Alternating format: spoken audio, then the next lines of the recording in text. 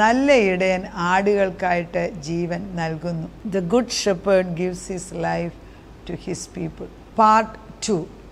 ഇത് പാർട്ട് 2 ആണ്. പാർട്ട് 1 നല്ല ഇടയൻ എന്താണെന്നും നമ്മൾ ഓരോരുത്തരും ക്രിസ്തുവിന് വേണ്ടി ഇടയനാണ്. ക്രിസ്തു എനിക്ക് വേണ്ടി അവൻ്റെ ജീവനെ തന്നതിനാൽ നമ്മളും ക്രിസ്തുവിൻ്റെ കൂട്ട് തന്നെ അവൻ്റെ ജോലി ചെയ്യണമെന്നുള്ളതാണ് എന്നെക്കൊണ്ട് പറയിപ്പിച്ചത്.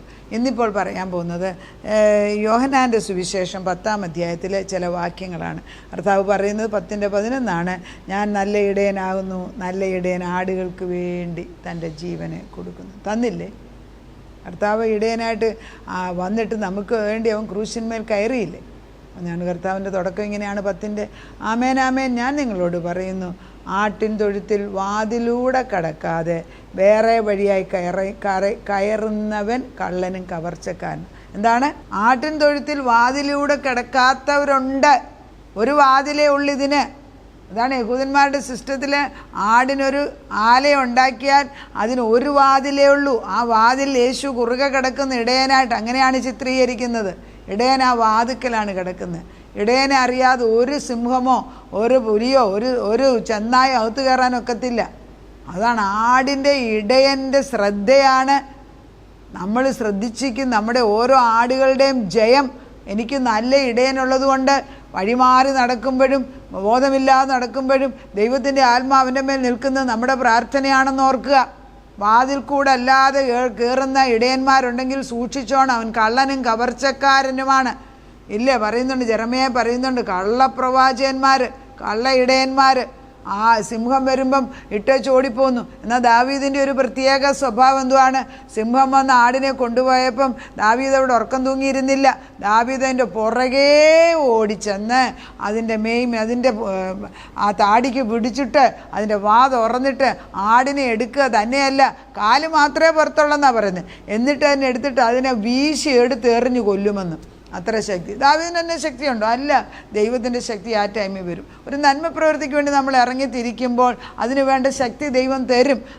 പലപ്പോഴും ആദ്യമേ ഒട്ടും ബലമില്ലെന്ന് തോന്നിക്കുന്നെങ്കിൽ അത് ദുഷ്ടമാണ്. പിന്നെ ഒരു ടെസ്റ്റ് ഉണ്ടല്ലോ നമുക്കും. അതുകൊണ്ട് മടുത്തു പോകരുത്. പലപ്പോഴും എനിക്ക് വയ്യ എന്ന് പറയുമ്പോഴത്തേക്കും നമ്മുടെ ശരീരം തണരുകയാണ്. അല്ലെന്ന് സാധിക്കുമെന്ന് ഒക്കുമെന്ന് മരിച്ചാലും ഞാനിത് നേടിയെടുക്കുമെന്ന് പറഞ്ഞ് പോകാമോ? വഴിയൊരുക്കുന്നതാണ്.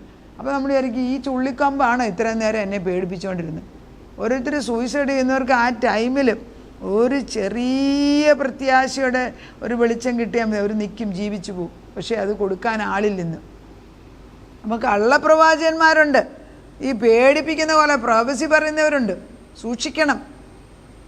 ഞാൻ പറയുന്നത്, എന്തുകൊണ്ട് നിങ്ങൾ വചനമെടുത്ത് നോക്കുന്നില്ല? എന്തുമാത്രം പ്രോഗ്രാംസ് ടി വി കൂടെ വരുന്നു. ഞാൻ തന്നെ എല്ലാ ദിവസവും പുതിയ വചനം പറയുന്നു.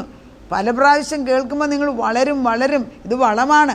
അപ്പോൾ ഈ നല്ല തൊഴുത്തിൽ വരുന്നവൻ വാതിൽ കൂടെ കയറാത്തവൻ കള്ളനും കവർച്ചക്കാരനും.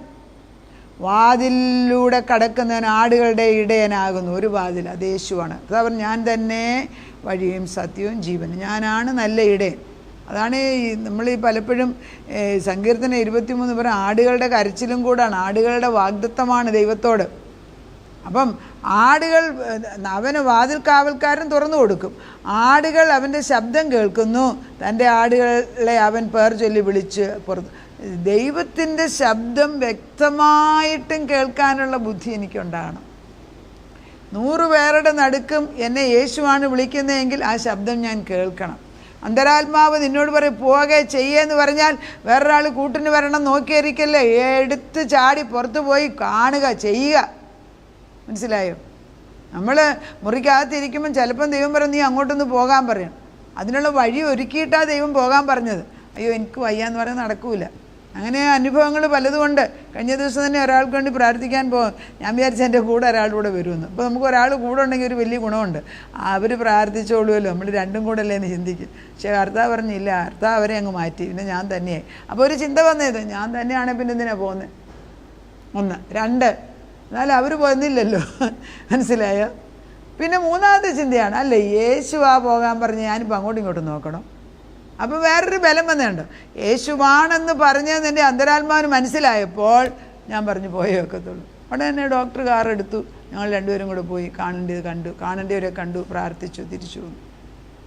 അപ്പം ഡോക്ടർ പോകണോ വേണ്ട എന്ന്, കൊണ്ടുപോകണോ വേണ്ട എന്ന് തീരുമാനിക്കുന്നത് പോലും ഞാൻ അന്തരാത്മാവിൽ ദൈവവുമായിട്ട് സംബന്ധിക്കുമ്പോഴാണ്. ആ ബന്ധം ദൈവം ഒരുക്കും. അപ്പോൾ അല്ലെങ്കിൽ വേറെ ആൾ വരും അന്നേരം. ഇതൊക്കെ ദൈവത്തിൻ്റെ സത്യമാണ്. അപ്പം കർത്താവ് പറയുന്നത് നമ്മൾ ദൈവത്തിൻ്റെ ആത്മാവിൽ ഉറച്ച് നിൽക്കണം. അപ്പോൾ കർത്താവ് എൻ്റെ പേര് ചൊല്ലിയാണ് വിളിച്ചിരിക്കുന്നത്. അന്യന്മാരുടെ ശബ്ദം ഈ ആടുകൾക്ക് കേൾക്കണ്ട. യേശു പിന്നെയും പറയുന്നു, ആടുകളുടെ വാതിൽ ഞാനാകുന്നു. വായിക്ക്, അത് യോഹന്നാൻ്റെ 10:7 ഞാനിപ്പം വായിക്കുന്നത്. ആടുകളുടെ വാതിൽ ഞാനാകുന്നു. എനിക്ക് മുമ്പേ വന്നവരൊക്കെയും കള്ളന്മാരും കവർച്ചക്കാരും, ആടുകളോ അവരുടെ വാക്ക് കേട്ടില്ല. ഞാൻ വാതിലാകുന്നു. എന്നിലൂടെ കടക്കുന്നവൻ രക്ഷപ്പെടും. അവൻ അകത്തു വരികയും പുറത്തു പോവുകയും മേച്ചൽ കണ്ടെത്തും. ഇത് വളരെ പ്രധാനമാണ്. വേറെ ഒരാൾക്ക് ഞാനാണ് വാതിലെന്ന് പറയാനൊക്കത്തില്ല. അവൻ കയറിക്കഴിഞ്ഞാൽ ഒരു ഗുണമുണ്ട്. ഈ ആലയ്ക്കകത്ത് കയറിക്കഴിഞ്ഞാൽ എന്നില്ല ജയിലിനകത്തിട്ട പോലെ പേടിപ്പിച്ചിട്ട് ജോലിയല്ല. വാതിൽ തുറന്നായിട്ടിരിക്കുന്നത്. ആ സ്നേഹത്തിൽ നമ്മളെ പഠിപ്പിച്ചിട്ട് വാതിൽ പുറത്തോട്ട് പോകാൻ കയറി വരാം, അകത്തോട്ട് പോകാൻ കയറി വരാം. ഈ സ്വാതന്ത്ര്യം ക്രിസ്തുവിലല്ലാതെ എവിടെ കിട്ടും? മറ്റൊരുമൊക്കെ ഡിക്റ്റേറ്റർഷിപ്പാണ്. പിശാചിൻ്റെ വർഷിപ്പ് നടത്തുന്നവരെ കണ്ടിട്ടുണ്ടോ?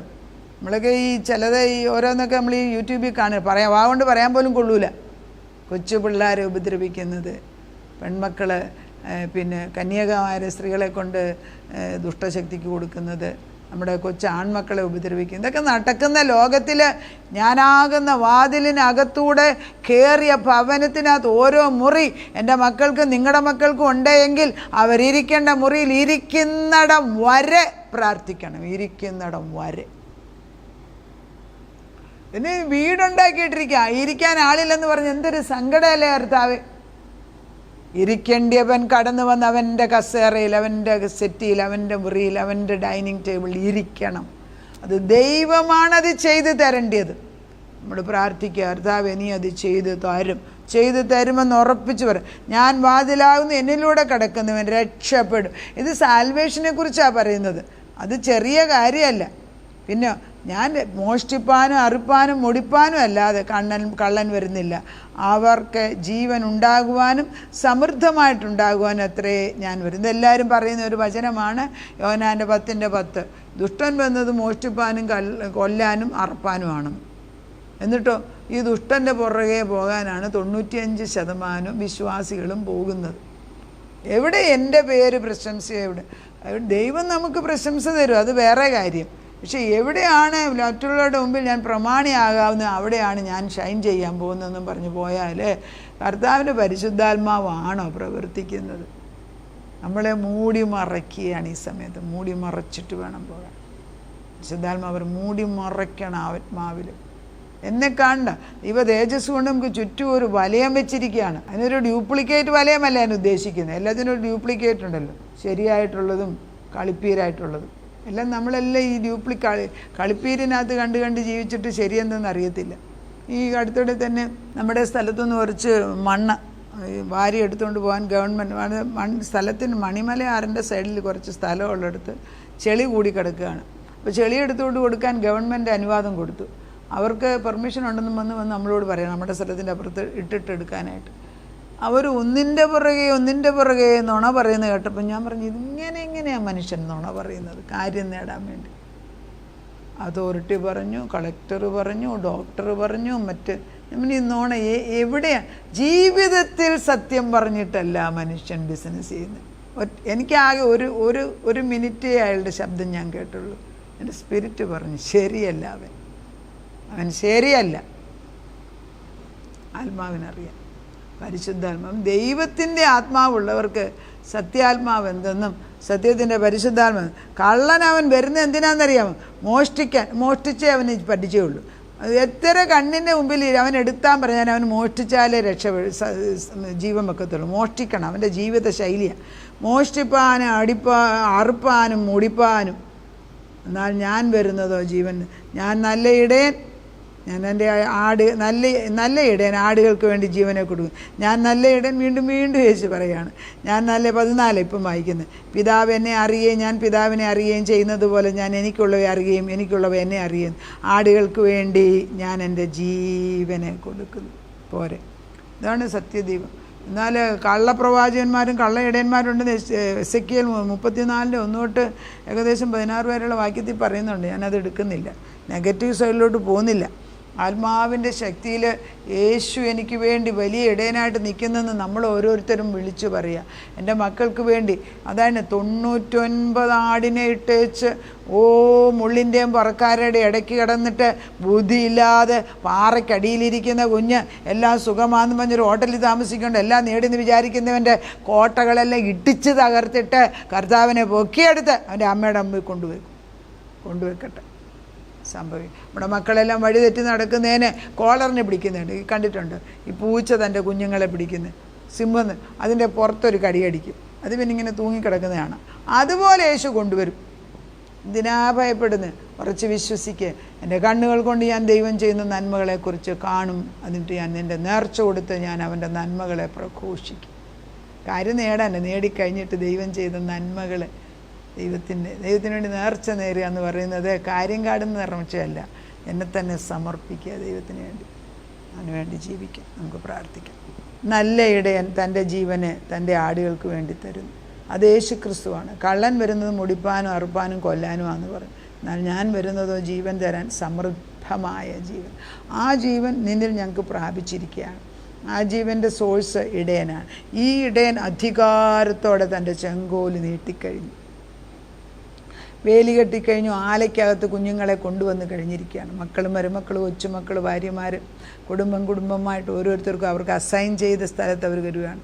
ഓരോ ജയക്കൊടിയുടെ കീഴിൽ അവരവർ വന്ന് നിൽക്കണം, അവനവൻ്റെ കൊടിക്കീഴിൽ, വല്ലവൻ്റെ അല്ല. അങ്ങനെ ദൈവം തമ്പുരാൻ ഉയർത്തിയ ജയക്കൊടിയുടെ കീഴിൽ ഭാര്യ ഭർത്താക്കന്മാരുണ്ട്. അല്ലാതെ ഭാര്യ വേറൊരാളുടെ പുറകെ പോയി ഭർത്താവ് ജീവിക്കുമ്പം വേറൊരാളുടെ പുറകെ പോകുന്നത് വ്യഭിചാരം തന്നെയാണ് വേദപുസ്തകത്തിൽ എഴുതിയിരിക്കുന്നത്. ഇതൊക്കെ ആബ്സല്യൂട്ട് ട്രൂത്ത്. എന്നാൽ ചില സിറ്റുവേഷനിൽ കർത്താവെ അങ്ങനെ സംഭവിക്കുന്നുണ്ട്. ദൈവം തമ്പുരാൻ തന്നെ പറയുന്നു, ഇനി ദൈവത്തിന് ഇഷ്ടമായിട്ടല്ല, മോശയുടെ കാലത്തത് നടന്നത് നിങ്ങളുടെ ഹൃദയകാഠിന്യം കൊണ്ട്. കർത്താവ് ഞാനും അത് തന്നെയാണ് പറയുന്നത്. കുശവൻ്റെ കയ്യിലെ പാത്രം പോലെ പുതുതായിട്ട് പണിയാൻ വയ്യാത്ത രൂപത്തിലേക്ക് മനുഷ്യനെ ആക്കല്ലേ. പഴയതിനെ ഉടച്ചു മാറ്റി പുതിയ പാത്രമാക്കി, നിനക്ക് യോഗ്യമുള്ള പാത്രമാക്കി ഞങ്ങളെ ഇങ്ങടെ കുടുംബങ്ങളെ ആക്കി എടുത്തുകൊണ്ടേയിരിക്കുന്നു. ഇതൊരു പ്രോസസ്സ് ദിനം പ്രതി അപ്പച്ചൻ ചെയ്തുകൊണ്ട്. ഒരിക്കലും ഞങ്ങൾ ഉറങ്ങുമ്പോഴും നീ ഉറങ്ങാതെ നോക്കിക്കൊണ്ടിരിക്കുക. അങ്ങനെയാണല്ലോ 121 സങ്കീർത്തനത്തിൽ നീ പറയുന്നത്, കർത്താവേ എൻ്റെ സഹായം എവിടെ നിന്ന് വരുന്നു? എൻ്റെ സഹായം ആകാശത്തെയും ഭൂമി ഉണ്ടാക്കിയ യഹോവയെങ്കിൽ നിന്ന് വരുന്നു. നീ അങ്ങനെ പറയുമ്പം 121 അവസാനത്തെ വാക്യം കർത്താവേ നീ ആത്മാവിൻ ഞങ്ങളോട് പറയുന്നത് ഇതാണ്, യഹോവ ഒരു ദോഷവും തട്ടാതെ ഞങ്ങളെ പരിപാലിക്കുന്നു, ഞങ്ങളുടെ പ്രാണനെ അവൻ പരിപാലിക്കുന്നു. യഹോവ എൻ്റെ ഗമനത്തെയും ആഗമനത്തെയും ഇന്നു മുതൽ എന്നേക്കും പരിപാലിക്കുന്നു. അതാണ് എൻ്റെ ആപ്തവാക്യം. അതെൻ്റെ ജീവിതത്തിൻ്റെ ഉറപ്പുള്ള വാക്യമായിട്ട് ഞങ്ങൾ സ്വീകരിക്കുന്നു. ഞങ്ങളുടെ നെറ്റിമേൽ അത് എഴുതി തന്നിരിക്കുന്നു, തലമുറകളുടെ മേൽ അത് എഴുതപ്പെട്ടിരിക്കുന്നു. തലമുറകൾ ഇന്നിറ്റേണിറ്റി ക്രിസ്തുവിൻ്റെ ആയി മാറിയിരിക്കുന്നു. യേശു ക്രിസ്തുവിൻ്റെ പുണ്യനാമത്തിൽ തന്നെ ആമേൻ.